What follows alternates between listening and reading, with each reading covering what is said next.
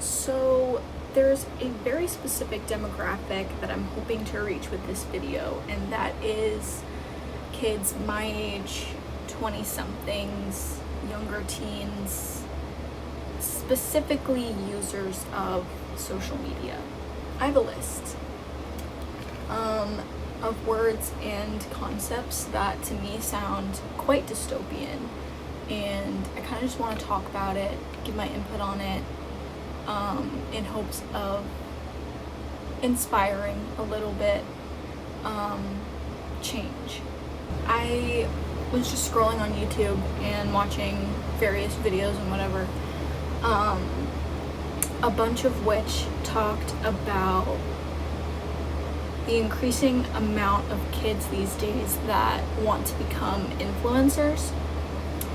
And I just kept thinking, well, why is that? Like, why is that something that people want to do? Like, first of all, what is an influencer? And why is it something that, like, we strive to be so much and in such big volumes? And I think it can definitely be attributed to feelings of popularity and success, but that success is artificial. It's given to you by an algorithm, and the algorithm gives you to people who are just swiping away. You know, they're clicking a like button. That doesn't mean they actually like your content. That doesn't mean that they actually thought what you said is interesting, and you know, they just saw something they liked and thought they liked, and then they click the like buttons. You know, they're on their way. And it, like, why is that a thing? I don't know, but I'd like to discuss it today. My primary thoughts are that jobs exist because gaps need to be filled. Certain tasks need getting done, and so in a society, when things need to get done, we enlist certain people to do those things. That's what a job is. You know, that's why they exist. What purpose does an influencer serve? They influence people? How is that something that we need? How is that beneficial to our society? I think about just before social media became a real thing. Your so-called influencers were just famous people, and famous people influenced the general public because they had a lot of people that were listening to them.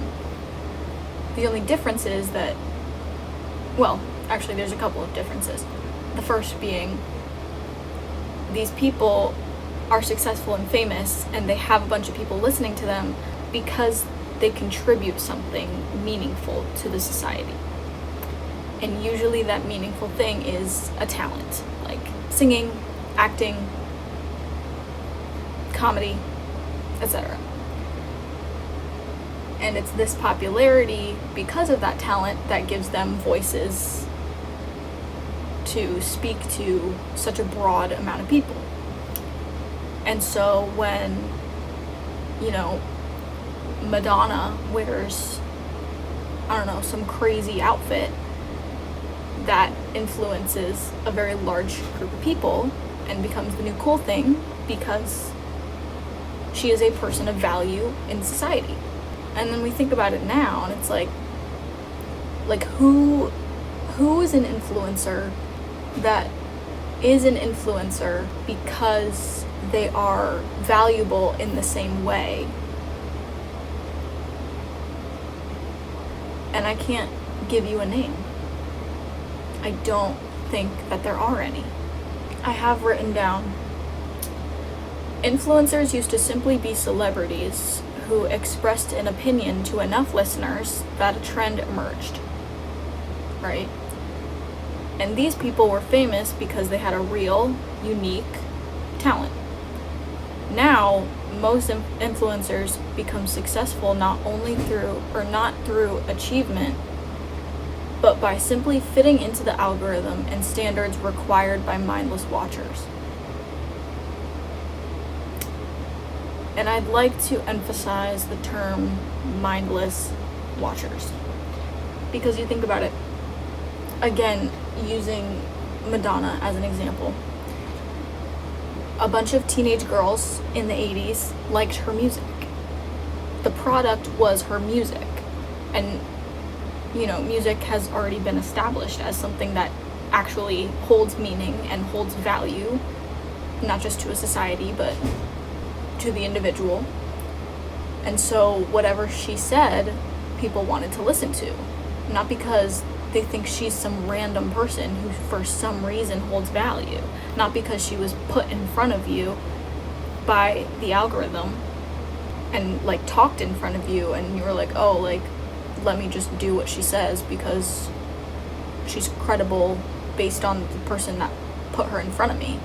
No, it was let me listen to her because I like the thing that she created that had value, and now I want to do what she does. So I don't really know where I was going with that, honestly. I feel like there's definitely a conclusion I'm trying to reach, but it's not getting there. I think, again, to draw back on that idea of the algorithm putting these people in front of you, I think that's another reason why influencers don't actually hold any value anymore, because they're not bringing a valuable thing to your life, like music, like a good laugh from a comedy show. They're just random people. And if there's anything that we know about the algorithm, it's that it's heavily reliant on things like beauty standards. It's very influenced by class, politics, race, gender. And so when you think about what types of people who are putting out videos hoping to be noticed and hoping to become that influencer that we're talking about, the people that the algorithm is gonna spit out are the prettiest, the wealthiest, the people who look like they're living the best lives. Not the people who are the most talented, the most meaningful, the most actually valuable. So there's this gap. I think instead we should try and focus on becoming people that actually seek a purpose, that seek a place in society, looking for a gap that needs filling, becoming something useful, making an achievement, and then using the platform and experience that you've created and manifested for yourself to then inspire.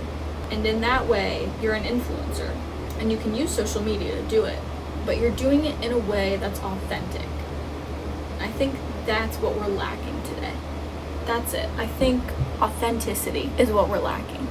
And who am I to talk about this? I'm just a freshman in college, sitting in her dorm alone, just thinking about things. But we're getting a bunch of people who think they're pretty enough, want money, and just want to express their opinion online in hopes that other people will like it and agree with it and comment how much they like and agree with it.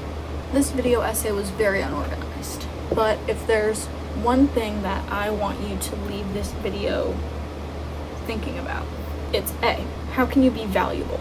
B, how can you help? C, how can you take those first two things, put them in a societal context, so helping other people?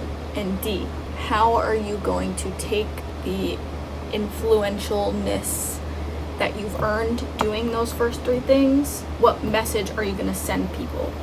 Because with social media and everything, I feel like gaining a platform is not hard to do, but because the algorithm is so shallow, the criteria for having that platform is being pretty, being rich, very superficial traits. And I think we need to battle that. And the way that we are going to do it is by becoming so valuable and so authentic and so unique to make this more of a tangible concept, because I know I'm babbling,